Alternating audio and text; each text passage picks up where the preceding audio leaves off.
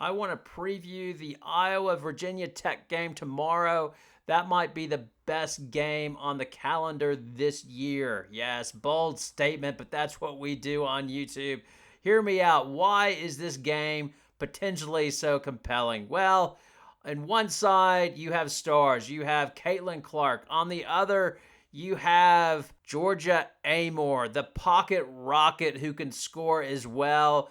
And what makes this game potentially so good and mouth-watering is they can both score, and both teams are not fantastic defensively. Now, maybe you like defensive struggles and there's nothing better for you than a football game that's 3-0, but me, I like players putting the ball in the basket, and I think we will get that in this game.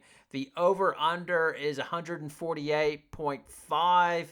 I would be taking the over because, hell, who likes betting the under? But as well, beware, I'm the guy that told you that LSU was going to crush Colorado and put a great video on how scary LSU was. So yeah, you'd be really smart taking advice from me. Looking more at the betting line because that is what I do, because I am a degenerate who tracks this sort of thing. Iowa is the favorite, minus 4.5. Vatek plus 4.5. The money line, Iowa is minus 198. Vatek is plus 164. Now, the other thing that makes this game compelling is these teams are so similar in terms that they took a core group of players last year and made it to the Final Four. They both went down to LSU, and they both lost players from last year's team. With Vatek losing Traylor and Sewell, and Iowa lost two players as well in Sonano and McKenna Warnock. They have gone about replacing those parts in different ways. So, and that's probably why Iowa is favored, because Vatek basically went to the portal to find some replacements, and they have 9 players. So they returned their core 3, which is Amoore, King, and Kitley. And they are going to try to integrate other parts, and it's going to take a little while for this team to gel with all the transfers and new faces. Plus, they have like 4 top 100 freshmen.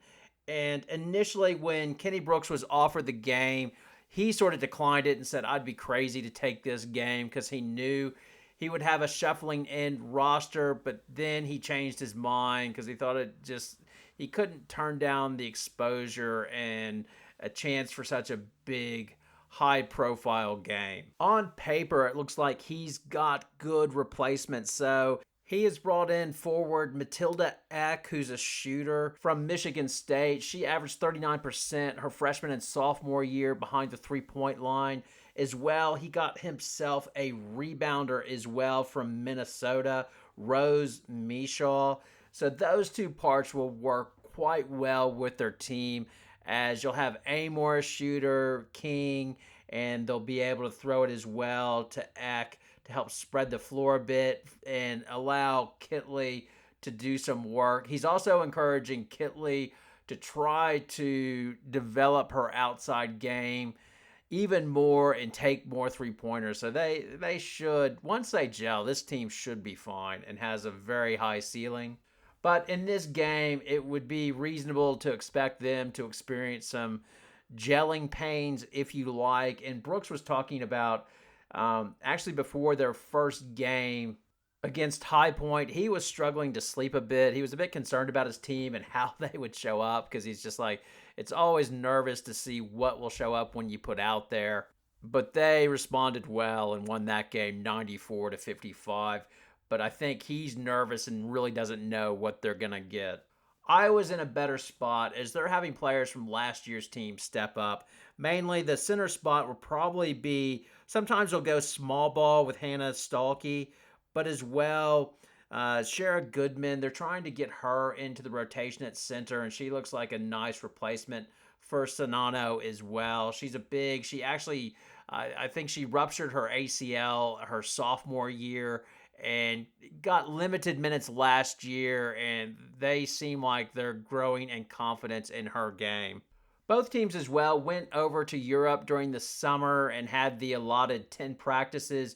Bluter said that they worked or sort of scouted Vodtech a bit and practiced things against them in practice, because if they were going to be scrimmaging or training anyway, they might as well simulate what they would be seeing in Virginia Tech. So they're prepared for each other.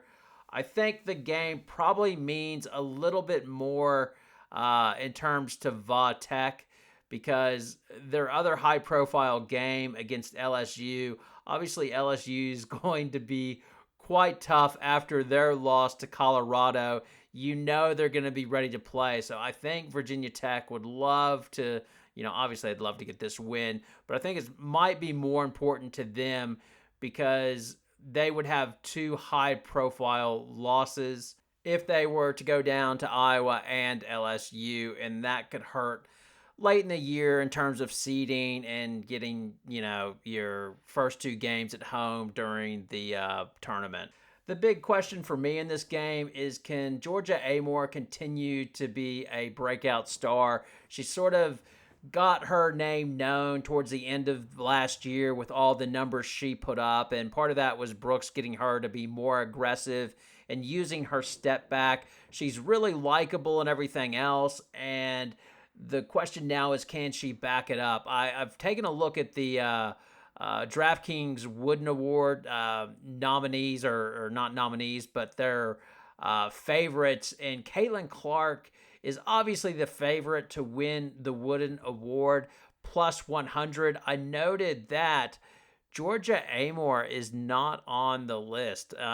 Her teammate, obviously, Kitley, is on there at plus 3,000, but I thought it was a bit of an interesting omission that Amoore wasn't on there. Another interesting side note, because I was going to do a video on this a few days ago, I re-looked at it, and who do you know is now on the list is Malaysia Fulwiley. So obviously South Carolina fans were impressed by her performance against Notre Dame and wanted to put money on, and DraftKings was willing to accommodate that. In this game, the real hope is that both Amoore and Clark go off, and it just turns into a fun little scoring duel, and that's really what I'm hoping for. Will that happen? We'll have to see, but that is the hope with this game. I think adding extra appeal to this game is that both teams and coaches are just very super likable.